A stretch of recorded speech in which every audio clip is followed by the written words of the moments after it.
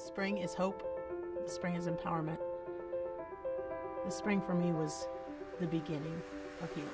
I was a little nervous going the first time because I didn't know what to expect. I didn't know whether it was going to be an extremely sad place. I had no idea when I came it was going to be a place that was hopeful. It was empowering for the people who were there. They don't call the women victims. They really make sure that the women understand that this is the beginning of hope and renewal. So we were founded in 1977 by a group of women in, I think, the Hyde Park neighborhood of South Tampa. There were 4 women who were friends, and one of them had a friend of a friend whose husband was violent and was dangerously violent, and they were worried that she was going to be killed.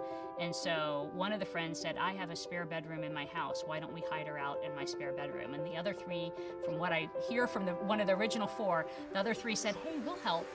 Not really realizing, I think, at the time what they were getting into.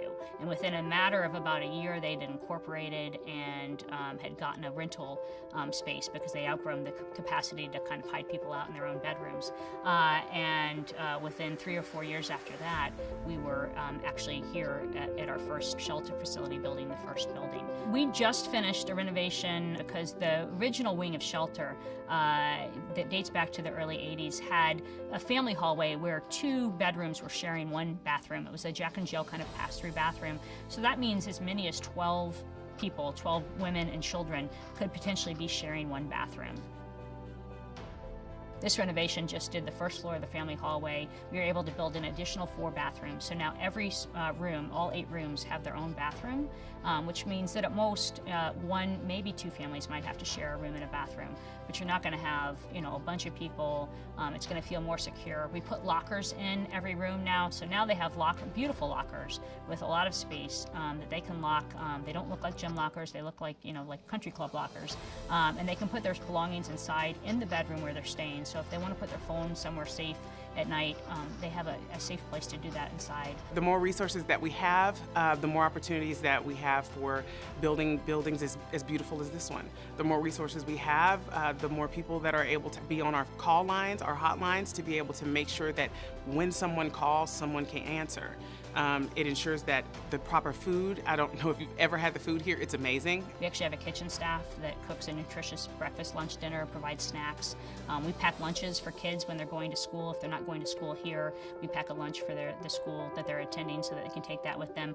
We have a clothing closet, so a lot of women flee with nothing but the clothes on their back, and so when they get here, there's a beautiful California closet that they can go into with one of our advocates or one of our volunteers and pick out clothing. I had no idea when I came here just how many things you need when you're sheltering 128 people at a time. The resources that were put in place amazed me too, to not just fix yourself mentally, not just fix yourself physically, not just have your children be safe, but now, what's the next step? Everything that we do is designed to empower a survivor of domestic violence and to empower her children to be able to take the steps that she wants to take to create peace in her life and to create peace in the kids' lives. How do we get life back on track? How do we continue?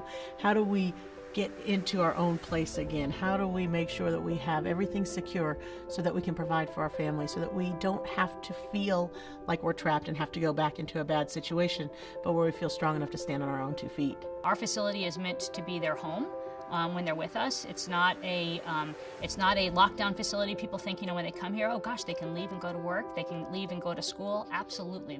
The women who are seeking our services, they are not in trouble. They haven't done anything wrong. Every year, we have to raise about half of our operating budget. So the money that keeps the doors open for all of our programs has to be raised privately. The Spring of Tampa Bay is so important to this community. The goal is, of course, to get to 0. My hope is that there's no need for the Spring to ever exist. And if you have an hour, if you have $1, if you have $10, $100, $1,000, give what you can.